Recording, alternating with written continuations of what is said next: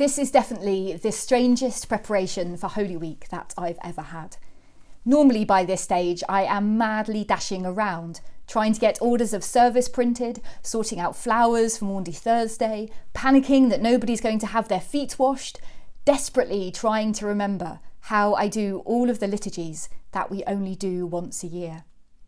There's normally a great big long to-do list.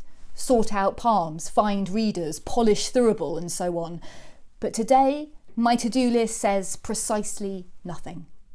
There's nothing in my diary. There's nothing on my to-do list. It is really, really weird.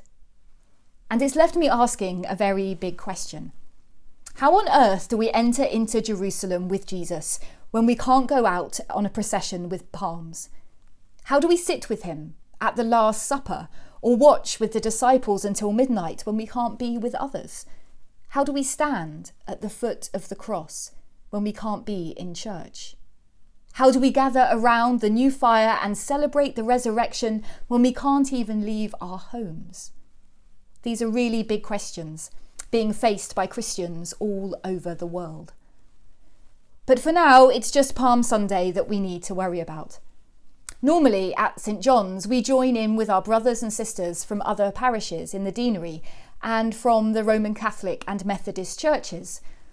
We go together on a procession around the parish in a great act of Christian witness.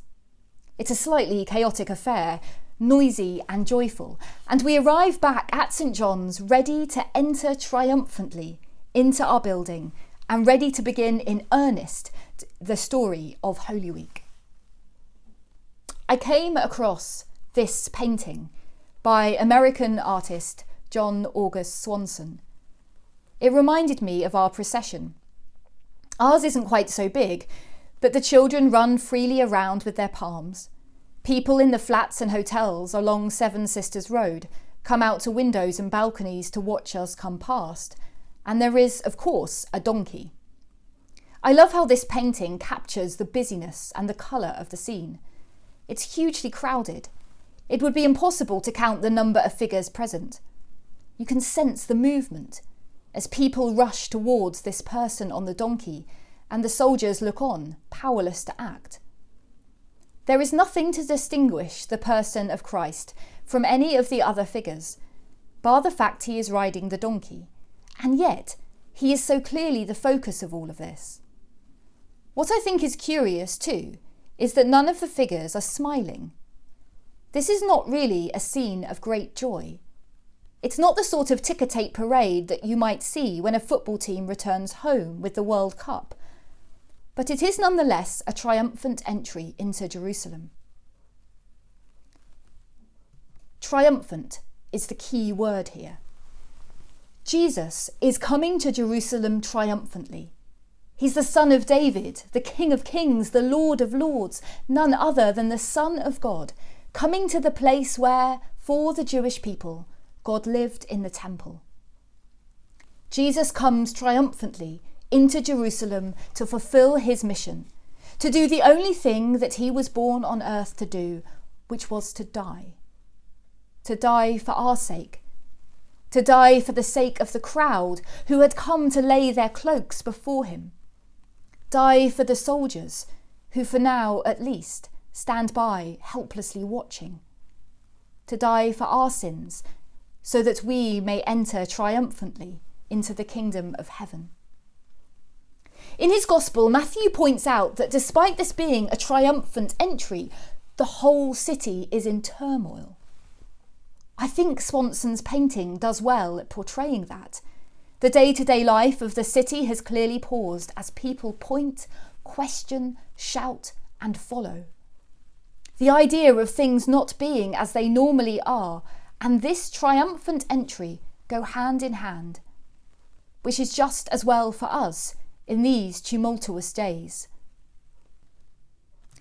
The world is clearly in a great deal of turmoil. As COVID-19, in the words of the Health Secretary on Friday, continues its grim march, we hear more and more stories of pain and grief and sacrifice. The virus has reached the African continent where, in general, the healthcare systems are far less well resourced than they are in Europe. We are clearly a world that is going to be in turmoil for many weeks and months to come. And yet Jesus' entry into Jerusalem is triumphant. Triumphant is not the same as joyful. Triumphant is not the same as happy.